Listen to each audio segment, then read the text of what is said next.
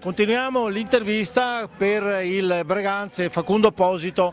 Allora, avete messo a punto una partenza bomba, sia sabato sia questa sera, veramente una cosa micidiale, stronca le gambe a qualsiasi squadra.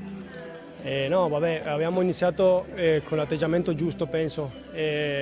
Sapevamo che trovavamo una squadra che è molto attrezzata per il campionato da due, è molto bella, quindi dovevamo assolutamente entrare con questa testa.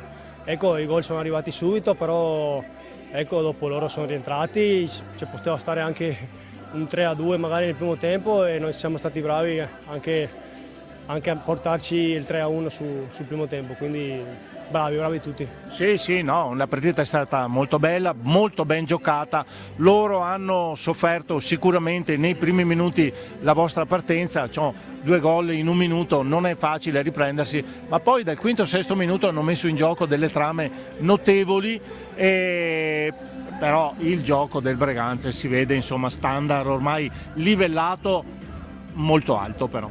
No, siamo in un momento positivo tutti quanti e siamo una squadra che partita a partita continua a crescere, quindi dobbiamo continuare con questo spirito di sacrificio nelle partite, di unione, quindi ecco, questo Breganze piace.